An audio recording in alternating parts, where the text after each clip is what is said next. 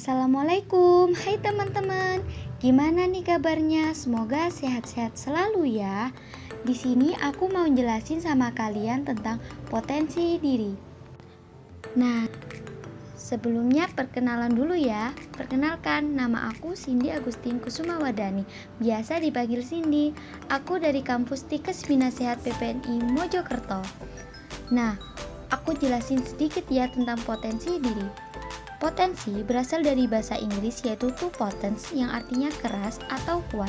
Sedangkan menurut istilah yaitu potensi dapat disebut dengan kemampuan, kekuatan, kesanggupan, atau daya, baik sudah terwujud atau belum terwujud tetapi belum optimal. Ciri-ciri orang yang memiliki potensi diri dapat diukur atau dilihat dalam sikap dan perilaku kehidupannya sehari-hari, dalam kehidupan berkeluarga, sekolah, dan masyarakat. Menurut Laros Sugiharsono dan kawan-kawan tahun 2009 menyebutkan bahwa orang yang berpotensi memiliki ciri-ciri sebagai berikut. Yang pertama, suka belajar dan mau melihat kekurangan dirinya. Yang kedua, memiliki sikap yang luas. Yang ketiga, berani melakukan perubahan secara total untuk perbaikan. Yang keempat, tidak mau menyalahkan orang lain maupun keadaan. Yang kelima, memiliki sikap yang tulus bukan kelicikan. Yang keenam, memiliki rasa tanggung jawab. Yang ketujuh, menerima kritik saran dari luar. Yang kedelapan, berjiwa optimis dan tidak mudah putus asa. Potensi diri yang dimiliki seseorang tidak hanya terbatas pada satu era saja. Ada banyak potensi yang dapat ditemukan dalam diri. Kita tidak hanya memiliki potensi dalam karir saja, tetapi juga dalam hubungan percintaan, untuk memiliki hidup yang sejahtera, menjadi seseorang yang bijak, dan potensi hebat lainnya. Lalu, bagaimanakah kita dapat menggali potensi diri dengan maksimal? Berikut adalah 6 cara menggali potensi diri agar kita dapat menjadi versi terbaik dari diri sendiri dan mencapai tujuan yang dimiliki. Yang pertama, mengenal diri sendiri. Untuk menjadi versi terbaik dari diri sendiri, kita harus mengenal diri dengan sangat baik. Apa kekuatan, bakat, dan kelemahan yang kita miliki. Sebagai contoh, kekurangan yang saya miliki, saya mudah sekali tegang di depan banyak orang yang belum dikenal. Contoh saat saya melakukan presentasi di depan kelas, saya sudah mempersiapkan materi tersebut dengan sangat matang-matang. Namun, terkadang saya sering lupa akan materi yang saya akan sampaikan.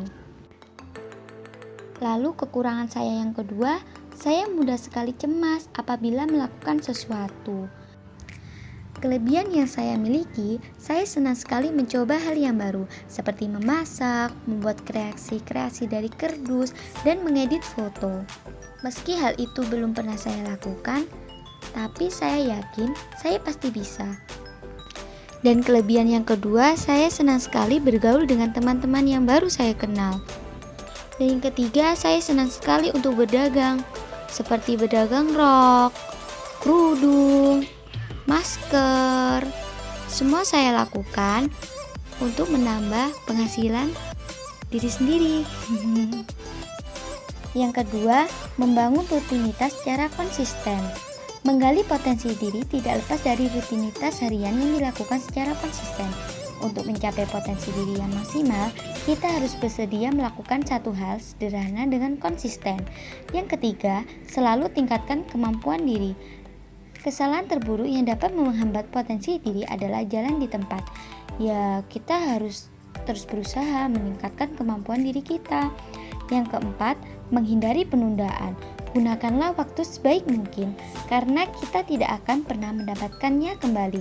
Jadi, hindari diri dari penundaan ya. Penundaan hanya akan membuat pekerjaan menumpuk dan tidak akan pernah selesai. Yang kelima, mengatakan tidak. Mengatakan ya untuk semua hal hanya akan menghabiskan waktu yang dimiliki. Kita tidak memiliki waktu untuk fokus pada hal-hal yang penting. Kita juga mungkin sulit untuk mengatakan tidak. Tetapi kita harus melakukan hal ini.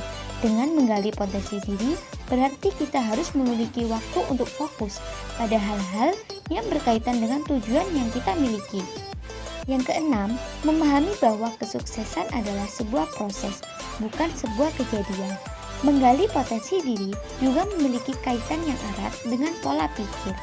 kita harus menetapkan dalam pola pikir bahwa kesuksesan adalah sebuah proses, bukan sebuah kejadian. Saya akan menceritakan secara singkat tentang latar belakang keluarga saya.